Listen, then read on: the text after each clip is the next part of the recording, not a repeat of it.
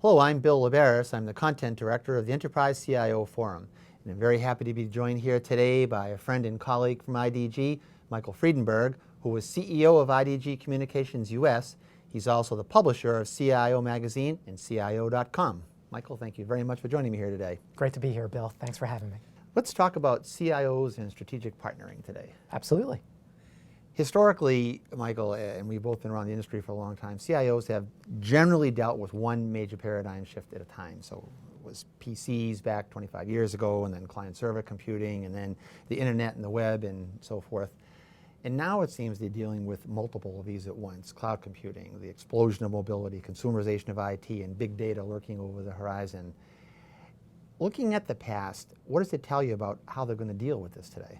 Well, the one thing I can say for certain is that it's not business as usual, right? So I would say over the past few years, the past 5 to 10 years, technology has really been used to save money. How can you consolidate your data centers? How can you standardize your systems? How you can find efficiencies within your overall organization? That has really shifted to now leveraging technology to drive revenue growth and deepen customer engagement.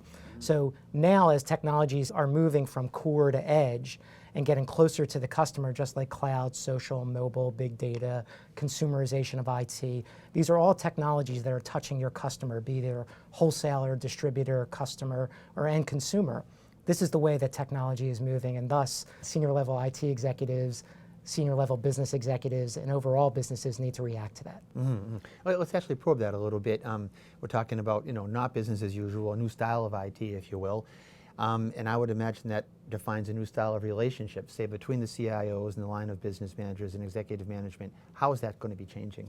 Well, I can just tell you over the past few years, the best friend for the CIO used to be the CFO. And now all of a sudden you're hearing all the chatter about CIOs and chief marketing officers getting much more closely aligned. And that all has to do with how technology is moving from the back office to the front lines. And that's really where true alignment needs to occur between your senior level IT executives and your IT organization and your business peers. That's something that really has been talked about for years, but I can't believe that it still hasn't been solved. So now that alignment, or what I even like to say convergence between IT and the business, truly needs to happen in order for you to achieve true business value.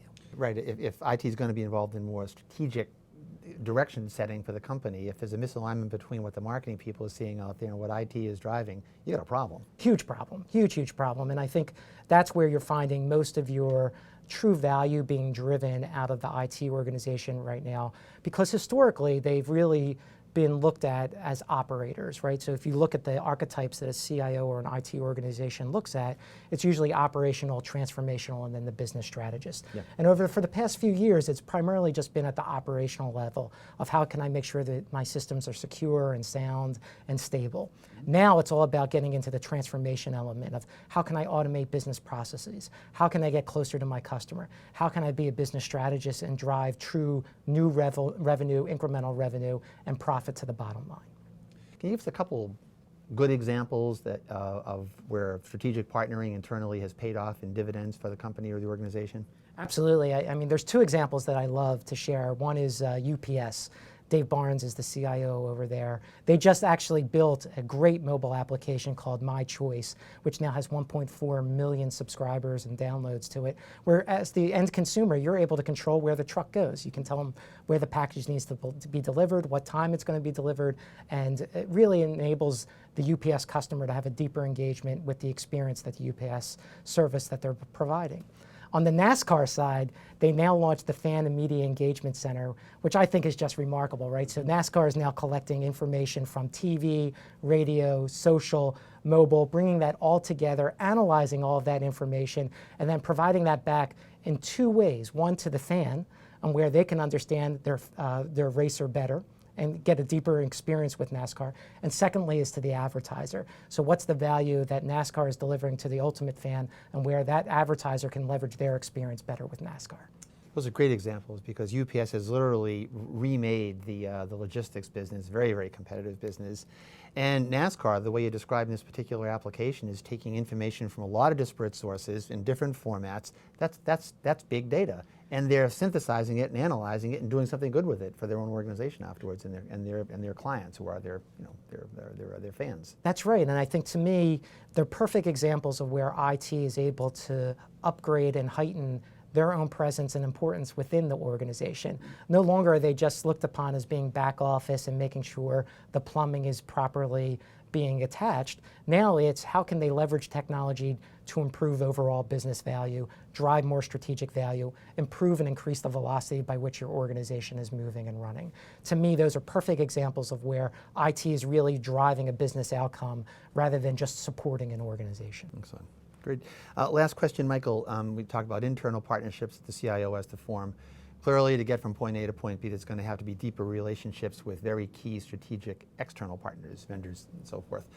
What are the key things that CIOs should be looking for when they're forming these high-level relationships, partnerships? What I'm hearing back from the CIO community as it pertains to strategic partnerships is that their strategic partner needs to be ambidextrous today.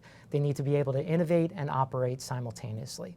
So how is it that a partner going to come in and not only be able to execute on the projects that the company is being asked of them, but also upgrade, understand what their business is all about, and innovate in ways that drives value across the organization. So how can they be strategic and tactical, or innovate and operate simultaneously? To me, that's what the best partners are delivering for the customer today. Well, Michael Friedenberg, great information on the CIO and strategic partnering, and thanks very much for joining me here again today. Thanks for having me. And I'm Bill Laberis from IDG saying thank you very much for joining us today as well.